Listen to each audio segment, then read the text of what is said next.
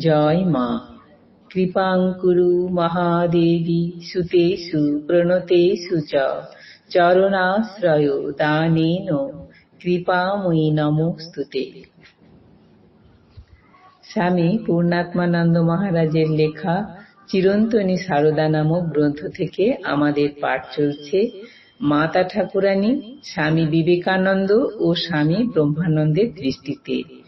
এখনো আমরা স্বামী বিবেকানন্দের দৃষ্টিতেই মায়ের ঘটনাগুলি পড়ছি। আজ 15 দিন পড়ছি, আগে 14 দিন পড়া হয়েছে, আজ 15তম দিন। সত্যি স্বামীজি শ্রী মায়ের পদতলে পরিপূর্ণরূপে আত্মনিবেদন করেছিলেন। শিশু যেমন তার মায়ের কাছে করে, বিচার বিতর্ক যুক্তি প্রশ্নের প্রসঙ্গ সেখানে ছিল অবান্তর। শ্রী মায়ের আরেকটি উক্তি থেকে জানা যায় যে একদা স্বামীজি বেদান্ত বিচারের প্রাবল্যে শ্রীমাকে বলেছিলেন, মা, আমার আজকাল সব উড়ে যাচ্ছে, সব দেখছি উড়ে যায়। সে কথা শুনে শ্রীমা সহাস্যে স্বামীজিকে বলেছিলেন, দেখো দেখো, আমাকে কিন্তু উড়িয়ে দিও না। স্বামীজি উত্তর দিয়েছিলেন, মা, তোমাকে উড়িয়ে দিলে থাকি কোথায়? যে জ্ঞানে গুরু পাদপদ্ম উড়িয়ে দেয় সে তো অজ্ঞান। গুরু পাদপদ্ম উড়িয়ে দিলে জ্ঞান দাঁড়ায় কোথায়? সাধারণ রীতি অনুসারে গুরুপত্নীকেও গুরুরূপে গণ্য করা হয়। স্বামীজি কি সেই প্রচলিত রীতি অনুসারে শ্রীমাকে গুরু বলেছিলেন? না, তা নয়। বাস্তবিক আগেই উল্লেখ করা হয়েছে, স্বামীজির দৃষ্টিতে শ্রীরামকৃষ্ণ ও শ্রীমা ছিলেন এক ও অভিন্ন। সত্যি নিবেদিতার ভাষায় এ এক দর্শনীয় অপরূপ সম্পর্ক।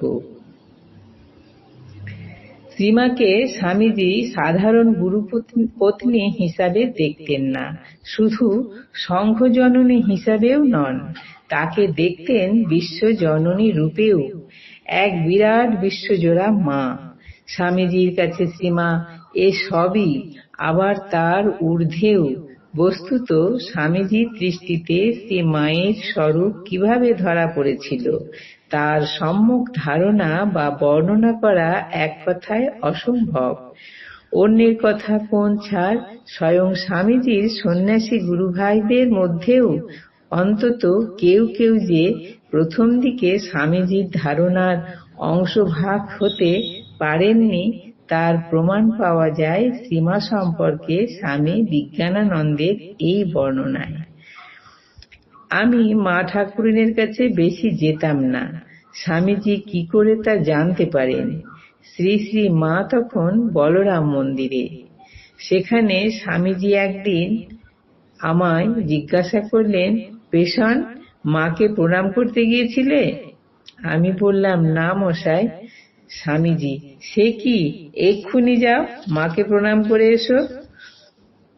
তাই শুনে আমি তো মাকে প্রণাম করতে গেলাম। মনে ভাবছি কোনো প্রকারে ঢিপ করে একটা প্রণাম করে চলে আসব। মাকে প্রণাম করে উঠতেই স্বামীজি পেছন থেকে বলছেন, সে কি পেশন, মাকে এই করে প্রণাম করতে হয়? ষষ্ঠাঙ্গ করে প্রণাম করো, মা যে সাক্ষাৎ জগদম্বা। বলে তিনি ষষ্ঠাঙ্গ হয়ে মাকে প্রণাম করলেন। আমিও মাকে আবার ষষ্ঠাঙ্গ প্রণাম করে চলে আসি। আমি কিন্তু ভাবতেই পারিনি যে স্বামীজি আবার পেছন পেছন আসবেন।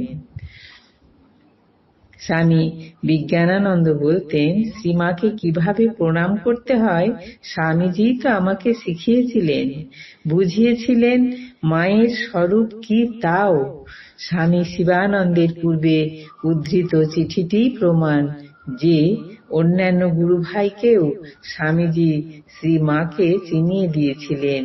শ্রীমাকে যাতে তার গুরু ভাইয়েরা শুধু গুরুপত্নী হিসাবে না দেখেন সে বিষয়ে স্বামীজি সদা সচেতন ছিলেন।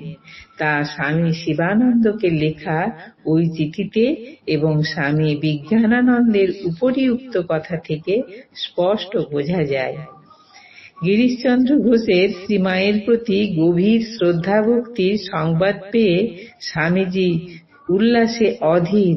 স্বামী নিরঞ্জনানন্দের মায়ের প্রতি গভীর ভক্তির জন্য তার যে কোনো ত্রুটি তিনি উপেক্ষা করতে প্রস্তুত। আবার স্বামী ব্রহ্মানন্দকে লেখা তার চিঠিতে দেখা যায় যে পুথিকার অক্ষয় কুমার সেনের, যাকে স্বামীজি আদর করে শাকচুন্নি বলতেন, মায়ের প্রতি ভক্তি অটুট আছে কিনা তা জানার জন্য স্বামীজির উদ্বেগের অন্ত নেই।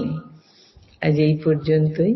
জননীং শারদাং দেবীং রামকৃষ্ণং জগদ্গুরুং পাদপদ্মে তয়োঃ স্থিত্বা প্রণমামি মুহুর্মুহুঃ। জয় মা।